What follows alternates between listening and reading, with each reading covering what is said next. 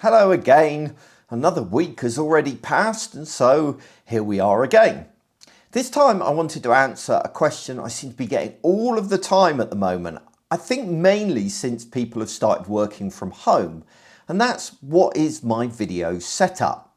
Now, this isn't normally the kind of thing I'd cover in a video like this because I tend to talk about user experience and digital strategy. However, I've been asked this question so much that I've finally caved in and decided to record a video. I guess that increasingly having a good video setup, something like this, matters. It matters in part because of all those Zoom calls we're on, and we spend our entire lives in Zoom, it feels like sometimes, doesn't it? However, it's also because video is such a good way of communicating. Since getting a decent video set up, I've found myself using video a lot more, and the response has been overwhelmingly positive. Among other things, it's made my Zoom meetings look more professional, but it's also improved the quality of the webinars that I run. And it's allowed me to create content in lots of different formats so it's easier for people to digest. For example, this was originally an email and now is a video, and I can release it in an audio format too. And all of this together improves the accessibility of my content. But before we dive into the kit itself, I think it's worth me taking a moment to explain my mindset towards video. Because probably, like yourself, I'm not looking to be a professional YouTuber or a video producer. Instead, I'm just looking for a video setup that meets three basic criteria. Number one, it has to be good value. I didn't want to spend a fortune, but neither did I want to skimp and end up with something that wasn't a lot better than what I already had. I wanted the maximum bang for my buck, so to speak.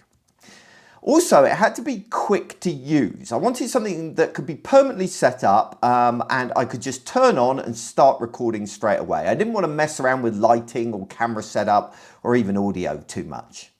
And third, I wanted it to be compact. I had no intention of setting up a mini studio in my spare bedroom. I wanted something that could sit on my desk right next to me, ready to go. So it took up the minimum amount of space possible. If all of that sounds like the kind of thing you're after, then stick with me. If you're a videographer, however, and you're looking at this video and going, well, it's not that great a setup, then you probably want to leave because what's following will probably just distress you. This isn't a professional setup by any means. Before we dive into the kit, I should say that I've used the odd affiliate link here and there throughout because, well, why not? It might buy me a coffee or something. But don't feel obliged to use them, obviously. Okay, so there are 5 parts to my setup that you need to know about, and the most critical component is going to be your camera. Now, you could use your phone as your camera, as most modern phones have got a damn good video capability. However, I decided against that for 2 reasons. First, I'm always using my phone, so I couldn't leave it permanently set up and ready to go. Second, I wanted something with more control over things like the zoom on it and the depth of field. I wanted the background to be at least somewhat blurred out, as backgrounds can prove really distracting. So in the end, I settled on the Sony ZV-1.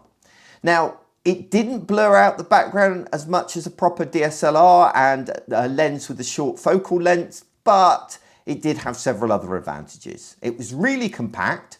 It constantly detects my face to ensure that I remain in focus and properly exposed on my face.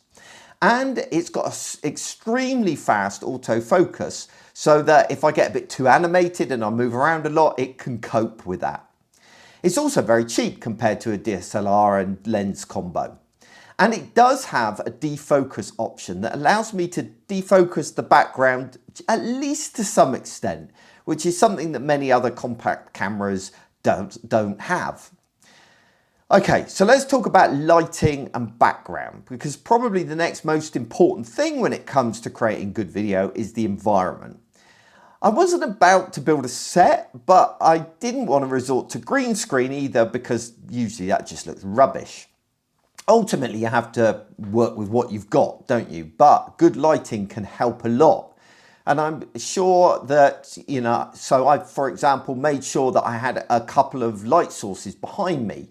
And then what I did is I bought the Litra Torch 2. It's a small LED light that's sitting right now on top of my camera, and I can turn this on and it lights my face while I'm recording video.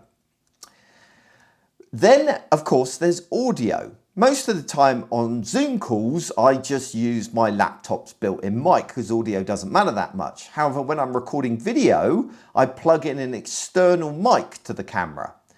The camera mic isn't too bad, but it still feels a bit echoey for my opinion and doesn't sound particularly professional. Now, I did try just a normal lapel mic plugged in and even a shotgun mic, but they involved a lot of hassle and setup. So in the end, I settled on what you can see maybe on my chest. I don't know whether it's out of shot or not, which is the Rode Wireless Go Compact. That involves 0 wires, and I just clip it on and I'm good to go. Then we've got the tripod and teleprompter, right? Because the whole setup that I've got sits on my desk using just a basic tripod. There's nothing very special about that.